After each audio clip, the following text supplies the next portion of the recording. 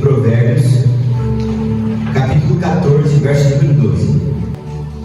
Em Provérbios 14, 12, diz assim a palavra do Senhor: há caminho que ao homem parece direito, mas o fim dele são caminhos de morte. Amém?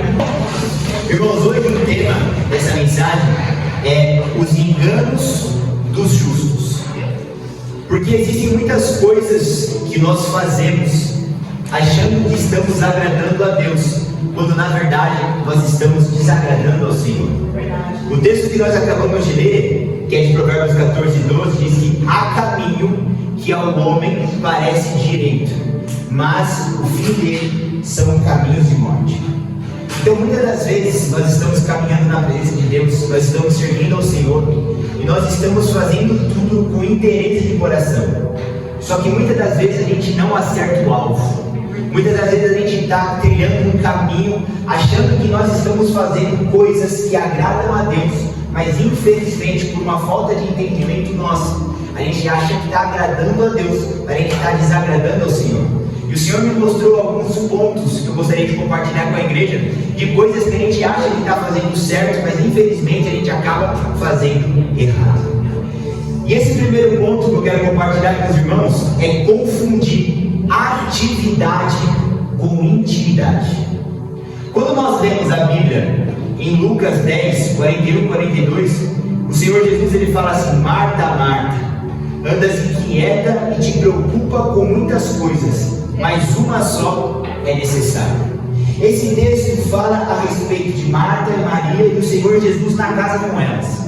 E a Bíblia fala que Marta ela estava trabalhando para a obra. Jesus estava ali na casa e ela estava querendo prestar o melhor serviço para ele. A palavra fala que ela estava fazendo as coisas da casa, ela estava fazendo comida, ela estava fazendo limpeza, ela estava preocupada em servir. Só que Maria estava preocupada em ter relacionamento e intimidade com ele. A Bíblia fala que enquanto Marta estava preparada com as atividades, com as tarefas, com servir, com o ministério, Maria estava focada em gastar tempo com o Senhor. Maria estava investindo no relacionamento dela com Deus. E aí o Senhor Jesus ele fez uma pausa quando Marta ela acaba reclamando daquela situação. E Jesus ele acaba falando para ela: Marta, Marta, você está inquieta com muitas coisas, uma só é necessária. Maria escolheu a boa parte, isso não será tirado dela. E aqui tem o primeiro ponto, que na maioria das vezes nós achamos que nós estamos acertando, mas nós podemos estar errando com o Senhor. Muitos de nós estamos preocupados com as atividades, com o fazer, com o ministério, com o servir. Só que a gente não pode ser semelhante a Marta e ficar confundindo atividade com intimidade. Porque naquela situação, naquela casa, ficou muito claro que enquanto uma estava preocupada com as atividades, enquanto uma estava preocupada com o servir, enquanto uma estava preocupada com o fazer, a outra estava preocupada com a intimidade com o Senhor. Isso não significa que Marta ela estava 100% errada, porque nós precisamos servir. Imagina se ela tivesse Jesus ali na casa, não tivesse alguém para servir uma água, não tivesse alguém para servir um café, não tivesse uma mesa pronta. Só que o Senhor Jesus ele precisou daquela situação para deixar uma lição para mim e para você. Que se nós tivermos que escolher, irmã Rosângela, entre a atividade e a intimidade, fica com a intimidade. Porque a intimidade não é tomada. A atividade você é completamente substituído. É verdade. Mas na intimidade não. Para pregar, para fazer, para passar um café, hoje eu estou de pé, amanhã Deus bota outro. Hoje você está de pé, amanhã Deus bota outro. Porque nós nas nossas atividades somos substituíveis, mas na nossa intimidade não. Ninguém vai orar por mim, ninguém vai me santificar por mim, ninguém vai buscar o reino de Deus por mim. E muitas das vezes a gente fica muito preocupado, e eu não estou falando aqui sobre preocupado com as coisas terrenas e temporais. A principal lição que o Senhor Jesus quis deixar para aquelas irmãs Não é que uma estava preocupada com as coisas da terra e a outra preocupada com as coisas do céu. Hoje o Senhor quer falar conosco a respeito daquilo que é espiritual. Porque de nada vale eu falar sobre o reino, de nada vale eu trabalhar para o reino, se eu não passo tempo com o reino. Isso significa que eu posso ocupar a minha vida, você pode ocupar a sua vida, onde a gente acorda de manhã, a gente faz um devocional, a gente manda no grupo, e tem que mandar, tá certo. Onde a gente vai e faz o evangelismo na praça, tem que fazer. Onde a gente visita 1, 2, 3 irmãos, tem que visitar, tem que fazer. Só que a gente não pode deixar o tempo da atividade substituir o momento da intimidade. Eu não estou falando que não é para ninguém fazer visita, eu não estou falando que não é para ninguém evangelizar, eu não estou falando que não é para ninguém trabalhar para a obra, mas isso não pode roubar o nosso tempo de intimidade com o Senhor. Porque senão a gente vai ficar rodando, trabalhando, mas de balde, como diz a palavra, ou seja, trabalhando em vão. É necessário que nós sim venhamos a trabalhar, mas que nós nunca venhamos a confundir atividade com intimidade. Se a gente acha que eu estou envolvido na igreja, logo eu estou bem com Deus. Eu vou para os cultos, logo eu estou bem com o Senhor. Eu sou dizimista, logo eu estou fazendo a minha parte. Não confunda atividade e movimento com intimidade. O Senhor Jesus ele fala: tu quando for orar, entra no quarto, fecha a porta e fala com o Pai secreto, e o Pai que vem secreto recompensará. O Senhor Jesus está falando sobre intimidade. É necessário ter movimento, é fundamental. Se estamos aqui, foi porque a igreja desde lá de trás sempre se movimentou. Só que se nós nos perdemos no nosso movimento, o movimento, inclusive com o ministério, ele acaba roubando o tempo de Deus para nós. É verdade. Eu já vi testemunhos de muitos pregadores que rodaram o Brasil, rodaram o mundo pregando, mas ele gastava mais tempo fazendo esboço do que orando. Ele gastava mais tempo em avião do que trancado no quarto com o Senhor. E nós podemos cair nessa cilada do nosso dia a dia. Está tão envolvido com a obra, está tão envolvido com aquilo que gira em torno da igreja, e tem que estar envolvido, tem que fazer, tem que trabalhar, porque evangelho é isso. Evangelho não é 4 paredes, evangelho é o que acontece lá fora, almas alcançadas. Só que isso não pode substituir o nosso tempo com o Senhor, porque tem muitas pessoas fazendo, mas falando de um Jesus que ela ouviu falar. O mundo lá fora não precisa de um Jesus que eu ouvi falar, o mundo lá fora precisa de um Jesus que eu conheço. E aqui é a diferença.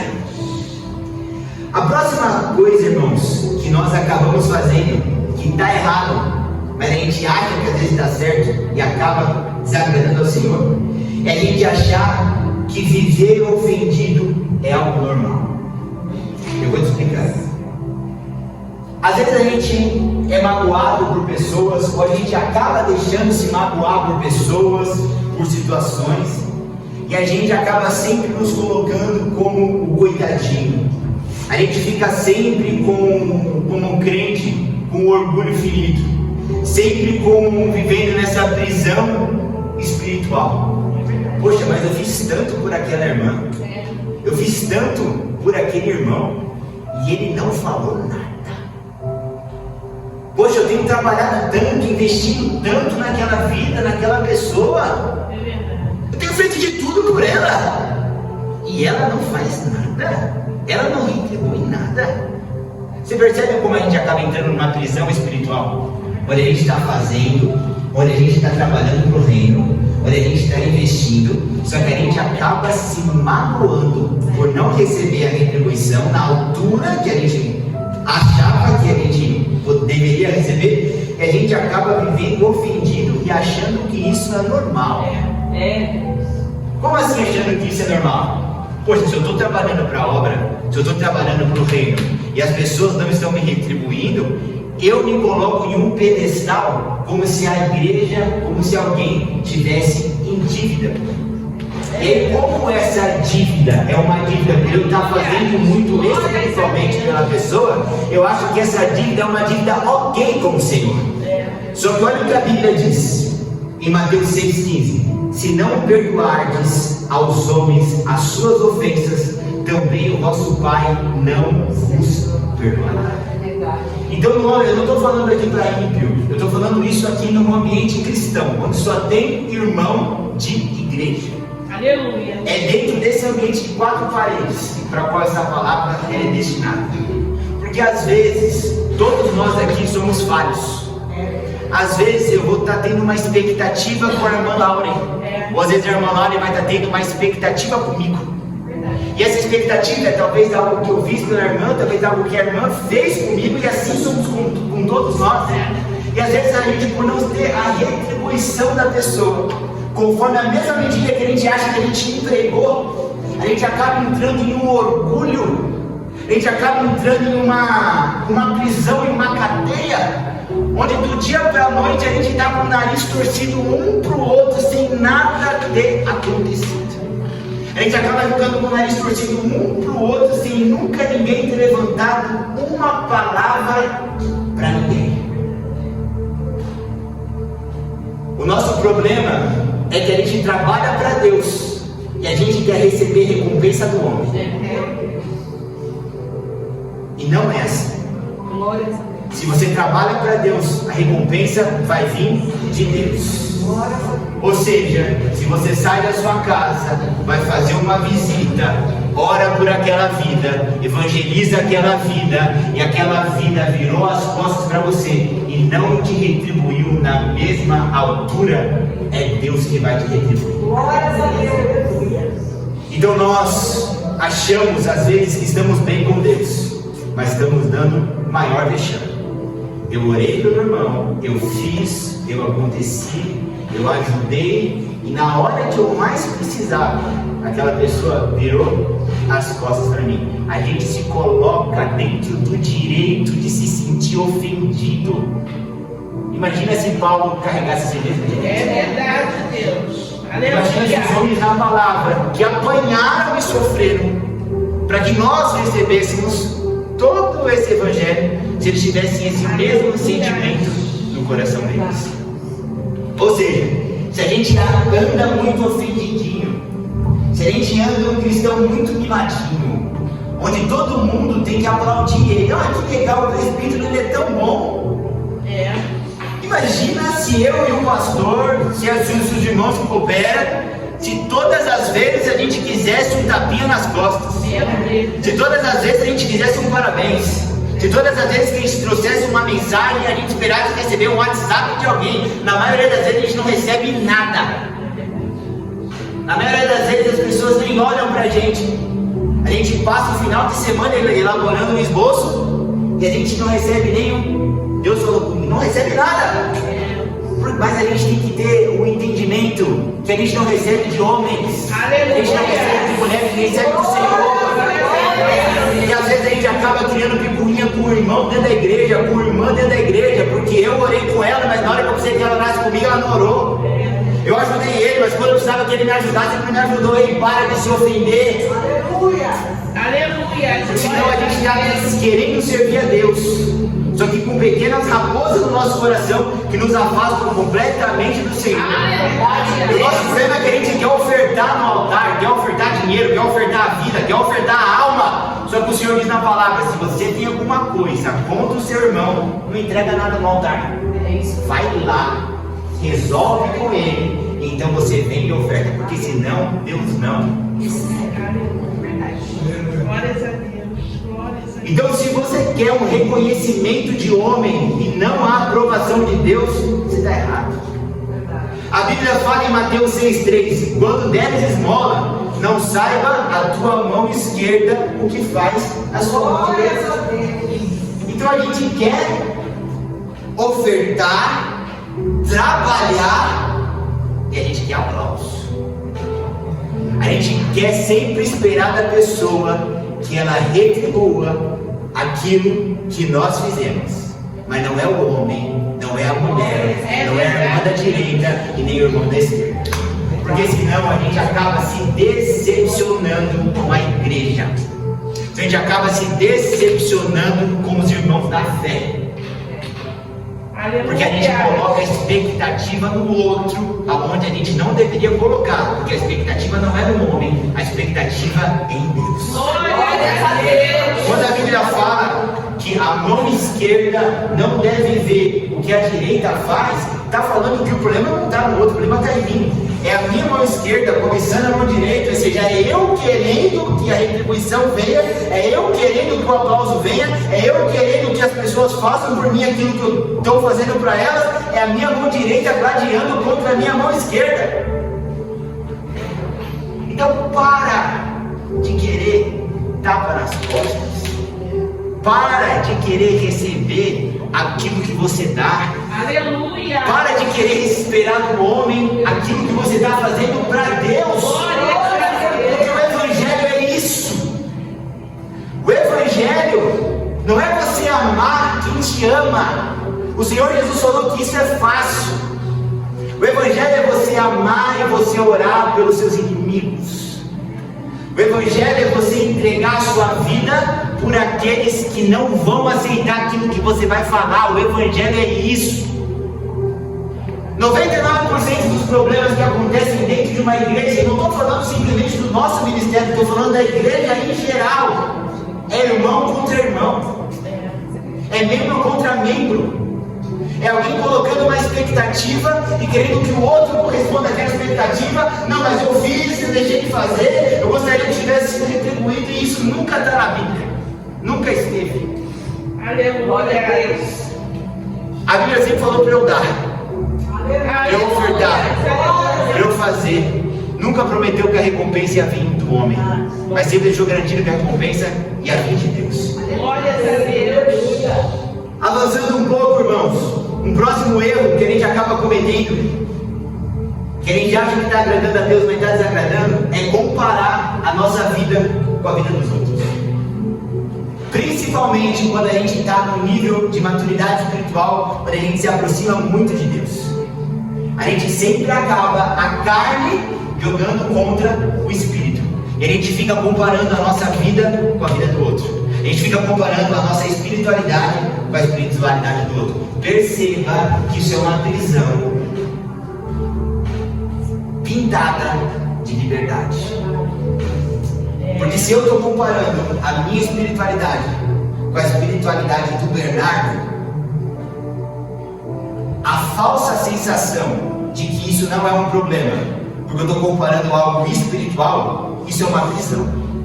Meu Deus! Então às vezes a gente se compara que fulano da direita, fulano da esquerda, fulano da frente, fulano da trás, ora mais ou ora menos, jejua mais ou jejua menos. E isso é bíblico, eu não estou inventando nada na minha cabeça. Olha o que a palavra fala, olha o que diz em Lucas 18:11. Fica tranquilo que tudo que eu estou te pregando está na palavra de Deus. Eu vou te dar versículo por versículo. Lucas 18:11 diz assim, ó: o fariseu orava de si mesmo para si mesmo: graças te dou, porque não sou como os demais homens. É um crente orando.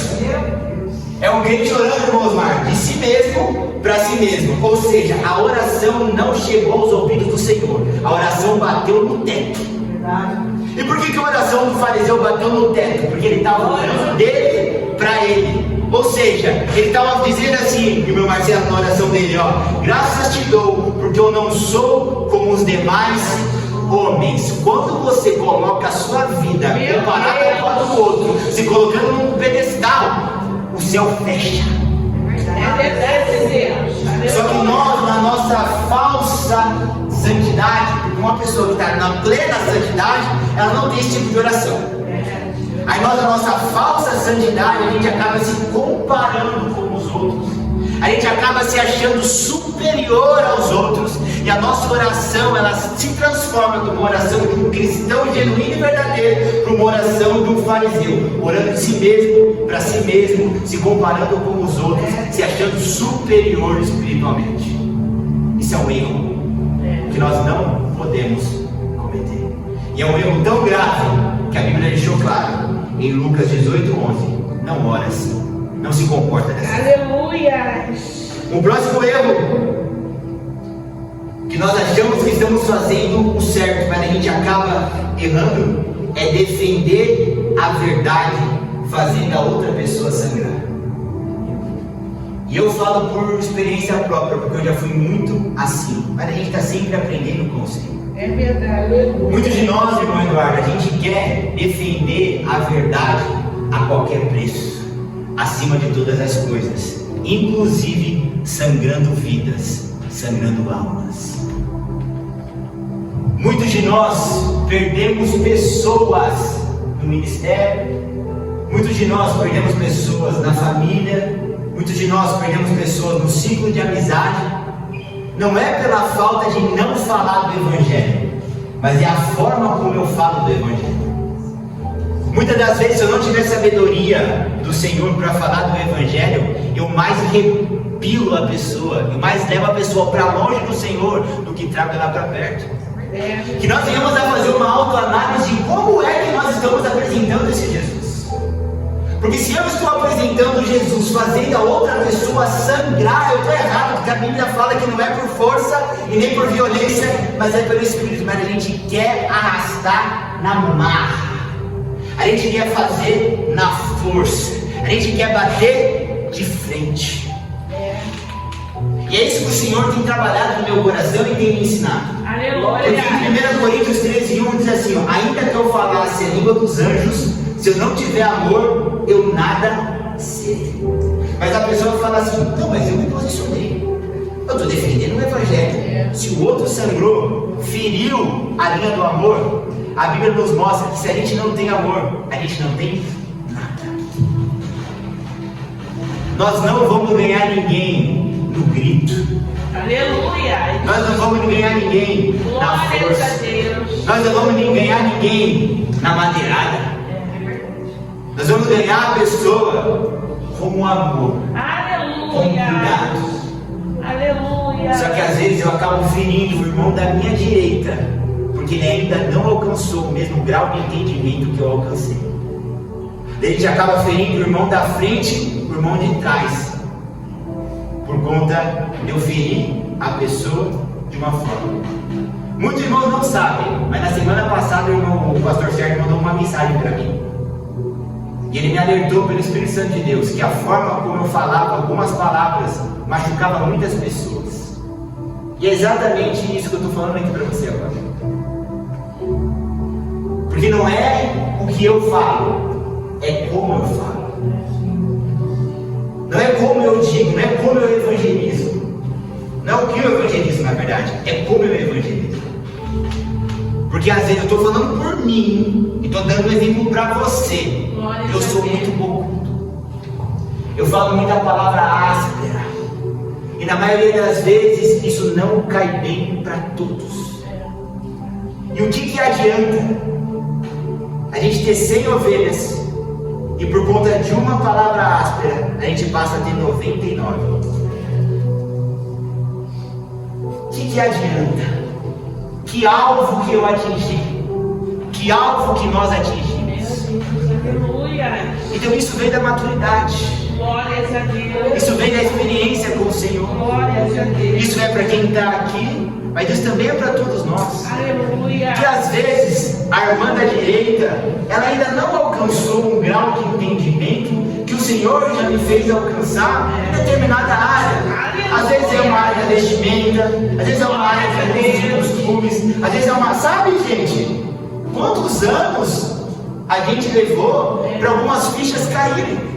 Quantos anos nós levamos para Deus tirar da nossa vida algumas coisas? Aleluia. Às vezes Deus levou 20 anos para tirar algo da vida da irmã. 20 anos. A menina que converteu ontem chegou na igreja. E a irmã que levou 20 anos para ser convencida pelo Espírito Santo de largar aquilo, ela quer que a menina largue em 15 dias. Ei, Deus, aleluia. E ela vai para cima da menina, defendendo o Evangelho. Ela está defendendo o Evangelho, sangrando uma alma. Está desagradando o Senhor. Glórias a Deus. Está vendo como são pequenos detalhes? Aleluia. Só que quando a gente analisa de forma fria, pastor, a gente está sendo bíblico. Quando a gente analisa de forma fria, irmãos, né? A gente está de acordo com a palavra. Mas não é como a gente faz. Oh, meu Deus, aleluia. Então nós viemos a fazer uma autoanálise. Oh, glórias, glórias. Não de quantas pessoas nós ganhamos, mas quantas pessoas nós perdemos. Quantas pessoas eu perdi e você perdeu pela falta de paciência? Quantas pessoas eu perdi e você perdeu pela falta de sabedoria? Quantas pessoas eu perdi e você perdeu porque quando era para desacelerar, a gente acelerou? Quando era para a gente abraçar, a gente puxou a orelha. Quando era para a gente colocar no colo e pensar, não falar, pensar, Senhor, ainda não sabe o que faz. A gente foi e soltou. Deixa que Deus trata. Isso é algo muito importante para nós. Glórias a Deus, aleluia. Porque às vezes, na tentativa de fazer o melhor para Deus, a gente acaba desagradando. Na tentativa de, sabe, na tentativa de ganhar uma alma, a gente perde. É melhor às vezes, o melhor evangelismo, irmão Kelly, é a gente ver uma coisa que não está de acordo, a gente levar para oração. Porque a gente bater de frente. Porque se a gente bater de frente, a pessoa não está madura, a pessoa ainda não está experiente, a pessoa ainda não está naquele grau que você levou 20 anos para o Senhor te trabalhar. É verdade, Deus, Você vê que a pessoa aleluia. está em 15 dias, ela não está. Então analisa, observa, leva para o joelho, porque senão a gente acaba deixando, se a gente deixa tudo solto, né? A gente perde a mão do ministério. Então a gente começa a analisar, olha daqui, olha dali, olha dali lá, e começa a traçar planos e estratégias. Como que a gente vai resolver essa aresta sem sangrar uma vida? Como que a gente vai alinhar esse assunto de acordo com a palavra, sem repelir a pessoa? Fica essa reflexão. Aleluia, glórias a Deus. Já estamos caminhando para o final, irmãos. Um próximo ponto aqui, que eu gostaria de compartilhar com a igreja, é a gente achar que esfriar espiritualmente é o nome de alcancei maturidade. Eita. Muitos de nós, quando a gente se converte, a gente é doido. Quando a gente se converte, a gente ora, a gente baba, a gente treme, a gente dá pulo. E aí, o tempo vai passando, a gente vai perdendo essa essência, a gente vai ficando mais frio e a gente dá um falso nome para isso de maturidade. Existe uma linha entre a maturidade, porque no início da conversão, irmã Viviane, todo mundo é nécio. No início da conversão, todo mundo é menino. Olha que a pessoa, gente, eu tive uma transformação lendo Bíblia, no que diz respeito a movimento espiritual, batismo com o Espírito Santo, que quando a gente é batizado, a gente quer falar a língua da rua, a gente quer falar a língua do ônibus, a gente quer gritar dentro da igreja. Só que a gente começa a analisar a palavra, o apóstolo Paulo falando assim, calma, vai devagar, não fala todo mundo junto, senão vai virar uma bagunça. É bíblico isso. Aleluia. Só que a gente vai ganhando essa maturidade com o tempo. Só que a gente não pode, uma coisa é a gente ser mais maduro e fazer algo mais retido com ordem e decência. A gente não pode confundir isso, essa maturidade com a frieza. É verdade. Aleluia. Porque muitos de nós, a gente vai esfriando, ou seja, chorar na igreja, não chora mais. Arrepiava na igreja, não arrepia mais. Tinha sensibilidade, não tem mais. A gente vai perdendo essa sensibilidade, a gente vai confundindo isso com maturidade. Você não está mais maduro, você está mais frio. Você não está mais maduro, você está mais fria. Que venhamos a separar o que é ser maduro, o que é fazer as coisas com ordem e decência, e o que é eu estou mais frio e eu estou mais fria. Porque olha o que a Bíblia diz em Apocalipse 2,4: tenho porém contra ti que deixaste o primeiro amor. O Senhor faz uma queixa contra a igreja, que era uma igreja que antes queimava por ele, pulava, fazia as meninices, e hoje parou. Meu Deus. Ele olha para uma igreja e fala assim: não vamos deixar de ser menino. Aleluia. Vamos fazer tudo com ordem e decência. Oh, aleluia. Vamos ser um menino educado. Vamos fazer tudo com ordem e decência. Mas não esfria. Não deixa a letra matar o espírito. Aleluia. Retém o espírito até o final. A Bíblia diz assim: não extingueis o espírito. Ou seja, se a gente vacilar, ele vai. Se a gente vacilar, irmãos, mas esse fogo ele apaga. E não podemos confundir isso com maturidade. Aleluia. Como eu também estou pregando e tenho que viver o que eu prego, eu vou parar por aqui. Porque tinha muito mais tópicos. Mas o combinado era 9 horas. E 9 horas não é 9h05, não é 9 horas. Mas o que eu queria compartilhar com a igreja é isso. Aleluia. Existem muitos pontos cegos que a gente precisa buscar no Senhor. O Senhor nos ajudar a consertar, nos ajudar a ajustar, para a gente vir crescendo dia após dia, até nós